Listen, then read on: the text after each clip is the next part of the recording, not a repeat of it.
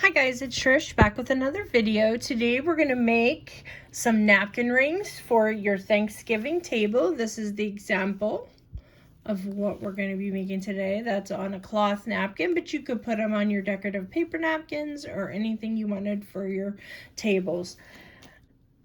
We're going to need a mandrel of some sort. I'm using the bottom part of this. You just need like a round nail polish bottle or anything that you have laying around that'll be a nice circumference that you can bead. We're going to need these beautiful autumn leaves from Dress That Up Buttons. I've just picked out a variety of beads from Jesse James Beads. This is the Market Fresh Mini Mix and Marsh Capone, and a strand called Marigold that you can pick whatever colors coordinate with your table. Also, you're going to need some 18 gauge wire, and then you're going to need your basic pliers. Let's get started. Okay guys, so the first thing we're going to do, I have some 18 gauge wire here. I'm just going to cut about 12 inches. And you're thinking, oh my gosh, that's so long for a napkin ring. Well, we have to make a center for our piece to be able to glue our button onto. So we're going to use the 12 inches. I'm just going to cut that off the spool. And then you're just going to grab your round nose pliers. You're going to need those, some chain nose pliers, some cutters, should do. Okay, so now we have this 12-inch piece of wire. I'm just going to kind of straighten it out here, warm it up a little bit to work with. And I'm going to take my round nose pliers. So we're going to find the center of the wire here. And we're just going to start going around. I'm using the top part of the pliers just to make the smallest loop I can in the middle. And we're going to wrap that around into a loop using both wires. Okay? And just kind of pull those in and down. Now the 18 gauge wire can be a little difficult to manipulate if you're not used to working with wire, but just take your time. Make sure you warm it up well with your hands. So now we're just going to take these wires and we're going to wrap it around that loop. So that means we're just going to build up on the outside of the loop with our wire. And I'm just bringing that around, and I'm keeping pressure on it with my thumb and my pointer finger, because that's going to be what keeps it to the outside of your loop. You see what I'm saying? And then we'll go ahead and take this side around a couple times. We're just making a place to put our button here because we got to show that off. All right, so I'm just going to make a section about that big, and you can see how easily that came together. Now we have both sides here, and we're going to bead both sides. So we're going to start with one side, and you just do what you enjoy. I think I'm going to put these tassels on to this one. I'm just going to start beading like you would normally bead anything else. And I think I'm going to put one of these long beads. Okay. And where'd I go? There it is. Okay. One of our teardrop beads. Okay. And you're just building this to your eye and what you like. And then we're going to put on our little tassel, because why not?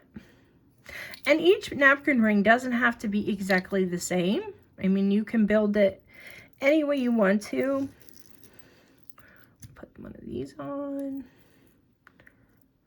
See that?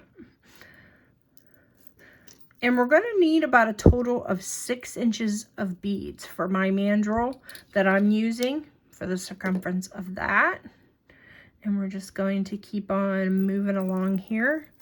And let's see, we need a spacer. I'll put a pearl on there. It's super pretty.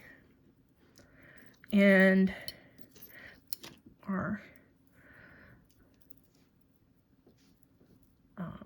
trefoil design. I guess that's what I call it because from Girl Scouts. So let's measure this. We've got about 2 inches, so we need to add a little bit more. So let's put this white one on. You might have to maneuver a little bit to get your beads to go where you want them. And I think that probably should be good. Let's measure just real quick. Yeah, that's about 3 inches of what we got right there. So that should be good. So what we're going to do now is we don't want this side falling off while we're trying to bead the other side. So we're just going to go in with our chain nose pliers or our tweezer nose pliers, whatever you have and whatever you like, and just go up just a smidge from that last bead and just make a horizontal bend. So that'll hold that in place. So we're going to bead the other side just as we did this one. You don't have to do that. You can do them asymmetrical. It's whatever you like. So we're going to bead that side. And guys, while I'm doing this, I have my glue gun heating up. So make sure you have your glue gun plugged in at this point if you have not yet. Because we're going to glue that button right to the center, and we're going to need something to do that with. You could also use an E6000 if you wanted to. It would take a little longer to dry, but it would certainly be solid. I love these tassels on here. Get that one on. And this. And one of our beautiful pearls. This is such a stunning mix. I just love the colors in it. The browns and the creams, and it goes so well with the leaves that we have picked out from our button mix. I have picked out the larger leaves. There are smaller leaves in there as well that you could use if you wanted to, but I picked out the larger ones. And then another spacer. And another bead, crystal bead there. Our white one of our white ones, and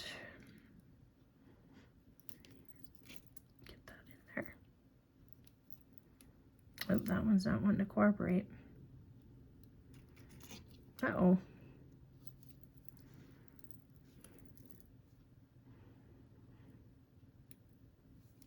Looks like the hole wasn't drilled as big as the other one was. So I'm just kind of working it to see if I can get it to go on.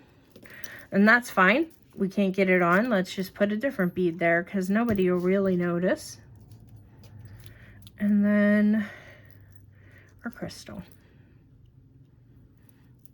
All right, so we have both sides beaded. As you can see, it's a really beautiful look. And we're gonna do the same thing on this side, and we're gonna hold these beads down tight to our loop, not tremendously tight, but we want it to be snug there, okay, to our center.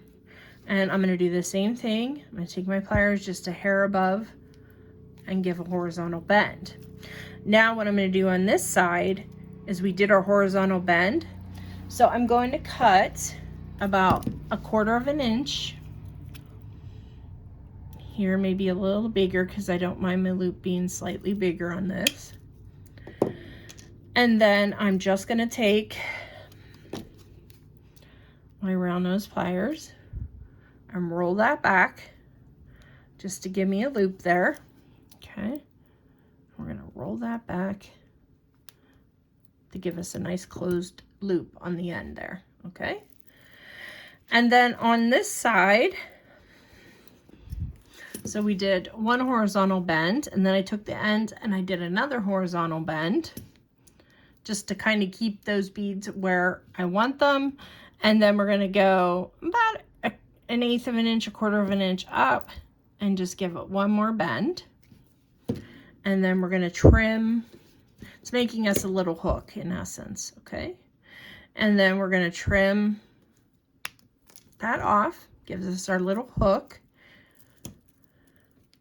And then we're going to bend this before we glue our button on. We're doing all of this to make sure everything's going to sit right.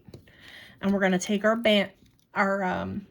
mandrel, excuse me, and we're going to wrap our wire around. Again, this is 18 gauge, so it's going to hold its shape pretty well. It's going to be pretty strong.